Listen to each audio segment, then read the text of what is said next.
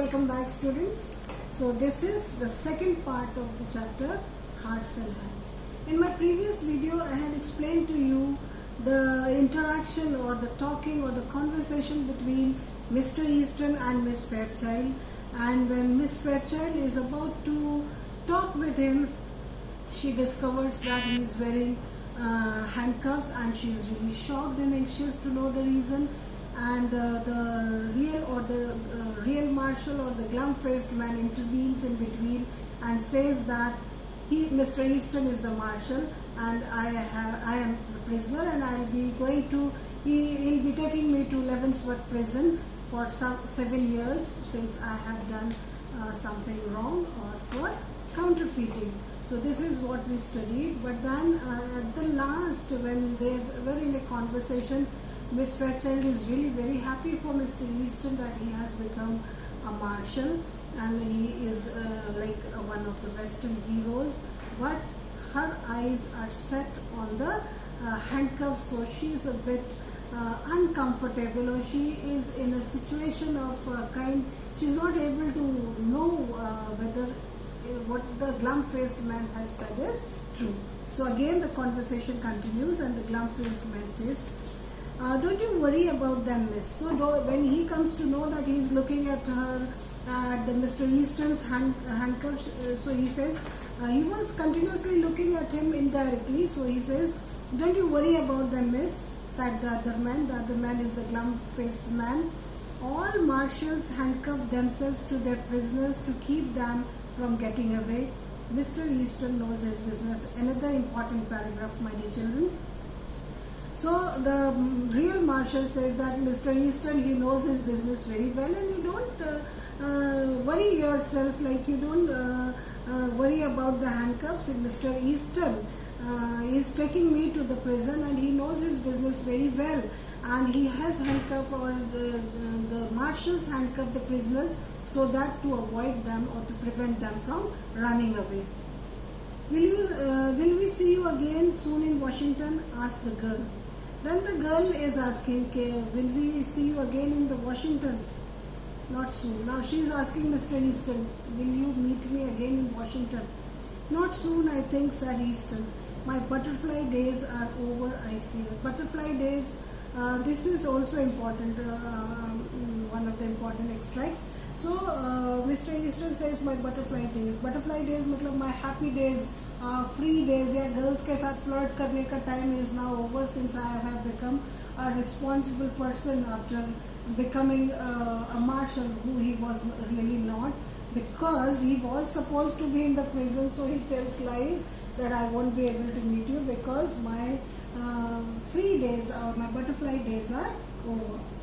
I love the West. Now look at this girl. When she comes to know that Mr. Easton won't be meeting her in the East, so she says, okay, I'm ready to come to the West. And she says, I love the West, said the girl irrelevantly. Irrelevantly means casually, okay, no problem, but I love the West. Her eyes were shining softly. That means she really liked Mr. Easton. She looked away out the car window. She began to speak truly and simply without the gloss of style and manner. Now she starts talking about herself and her family. Mama and I spent the summer in Denver. So now she says, my mother had come to stay with me in Denver. She went home a week ago because father was slightly ill.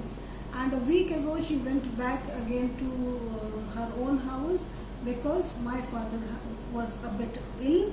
I could live and be happy in the West. And she says, I have no problems living in the West. I will be happy living in the West. So this shows the character of Miss Fairchild, that she is very casual, or she is very free. And she doesn't have that feeling. When her father was ill, she didn't go back with her mother. And now, because Mr. Easton will be in the West, so she says, I have no problems living in the West. I think the air here agrees with me. Air, matlab I am adapted to this environment, so I'll be happy in this environment. This air agrees with me. Money isn't everything. So I'm ready to leave the East because for me, money is not everything. But people always misunderstand things and remain stupid. And this line is very, very important because here she is stupid and she wants to say that people do not understand that money is not everything. Relationship is more important than money. And here Mr. Easton is cheating upon her and therefore she is being cheated, and so she misunderstands to recognize the real Mr. Easton or the real Marshall. Say Mr. Marshall growled the glum-faced man. Now the glum-faced man or the real Marshall now is really worried कि कहीं सच्चाई पता न चल जाए. So he says, this isn't quite fair. तुम लोग कब से बातें किए जा रहे हो? This is not fair. I'm sitting here quietly and you are, both of you are talking continuously. I am needing a drink. I haven't had a smoke all day. Now I want to go in a smoker's cabin because I'm dying to have a smoke. Since morning I hadn't have a smoke. Haven't you talked long enough? तुम लोगों ने कितनी तो बातें कर ली. You have been talking for so long. Take me in the smoker now, won't you? I'm half dead for a pipe. So I now urge you or I request you to take me to the smoker's cabin because I am in a deadly need to have a smoke, and I'm sure you will take me over there. So this he says or he does in order to Mr. Easton get up from there, and so that Miss Fairchild does not come to know the reality and the embarrassing situation is not brought into the front. The bound travelers rose to their feet. Bound, since they both were bound to each other, they rose to their feet, Easton with the same slow smile on his face. And Easton looked at Miss Fairchild with the same slow smile. Now this smile was a bit hiding something cunning inside. Yeah, I can't deny a petition for tobacco. And now he says to Miss Fairchild, see, I cannot refuse a petition. Petition is an earnest request. He needs to go for a smoke, so I can't refuse the request. He said lightly. It's the one friend of the unfortunate. So, unfortunate, I am unfortunate because I have to get up and take him to the smoker. So he is one of our friend. Goodbye, Miss Fairchild. Duty calls, you know. He held out his hand for a farewell. So again he is lying and he says, okay, Miss Fairchild, goodbye, and it's my duty, and duty calls me to take him to the smoker's room, so I have to take your leave, and he bids farewell to Miss Fairchild and goes away. It's too bad for you. It's too bad you're not going east, she said, reclothing herself with manner and style. And then said, no, it's so bad. So Miss Fairchild said, it's so bad, you won't be coming to the east, no? And then she gathers her clothes, or she reclothes herself. I mean, she reclothes her dress into manner and style. But you must go on to Leavenworth, I suppose. And then she asks him, but you'll be going to Leavenworth, no? Yes, said Easton. I must go on to Leavenworth. Yes, I'll be going to Leavenworth. The two men sidled down the aisle into the smoker. So the two men sidled. To sidle means to walk in an awkward manner, or walk in such a manner that other person does not notice you. So both of them were walking, putting their hands down since they were bound or they were handcuffed together, and they were trying to hide themselves, like they did not want everyone to see that they were handcuffed, so they did not want to be noticed.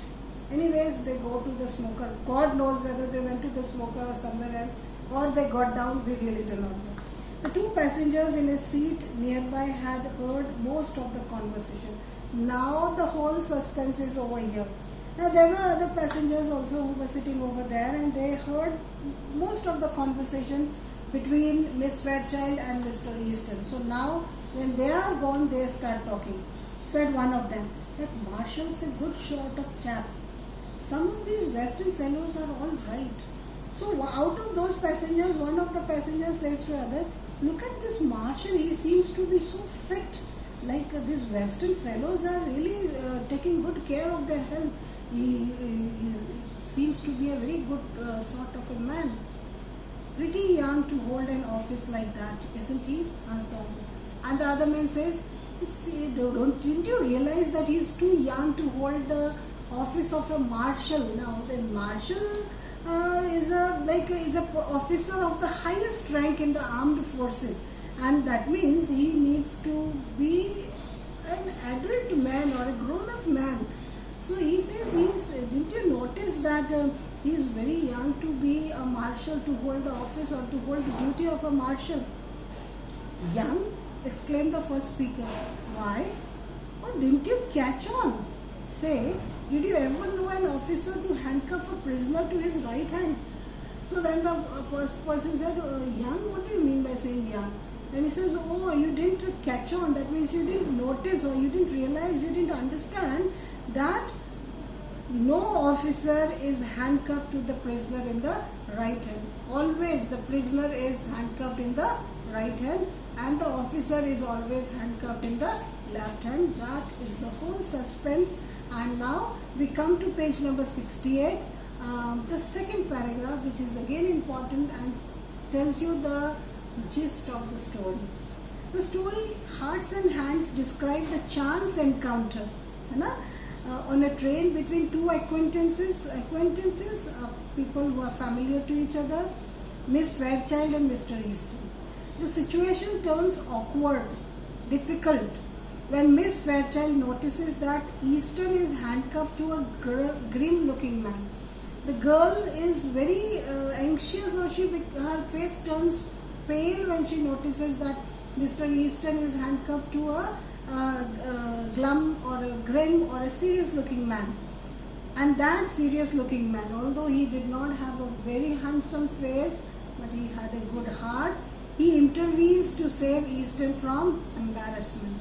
So that is the importance or the symbolic importance of the title.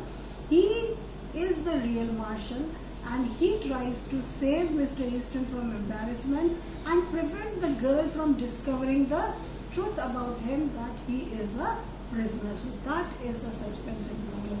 So that's all about the story.